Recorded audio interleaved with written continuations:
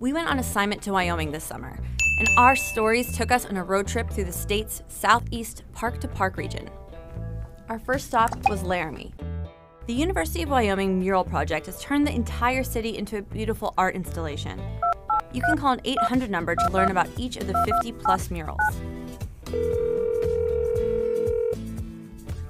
Wyoming's nicknamed the Equality State because it was the first state to grant women the right to vote.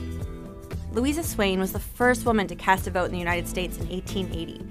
Wyoming's also home to the first female governor and mayor. Before we hit the road, we fueled up at Coal Creek Coffee.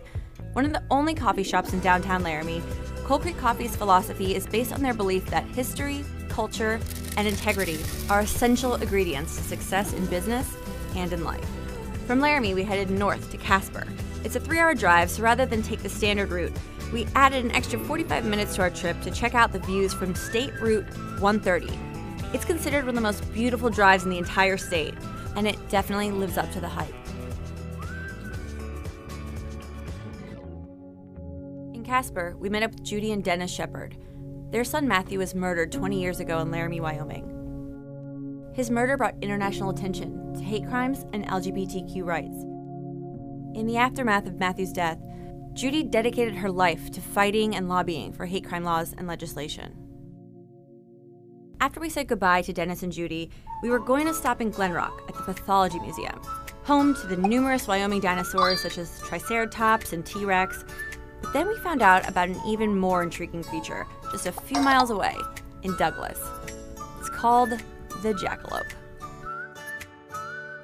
And it's been a real good boost to this town because this is the original home of the jackalope. No such thing, but that's okay. Our last stop was in the state's capital, Cheyenne, home to the granddaddy of them all, Frontier Days Rodeo. If you've never been to a rodeo before, you have to go. Bull riding is one of the most exciting sports to watch live. But did you know that a lot of these riders don't have health insurance? We also talked to bullfighter Cody Webster.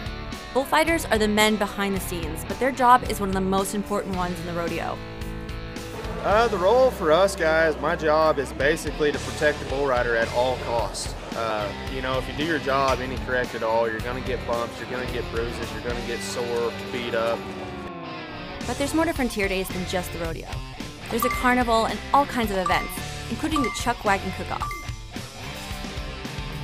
And at night, the rodeo turns into a live music venue where some of today's hottest country artists performed, including Chase Rice, Michael Ray, and the legend himself, Charlie Daniels.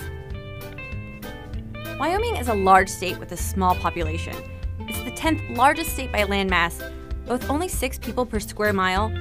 The only state with less people than Wyoming is Alaska.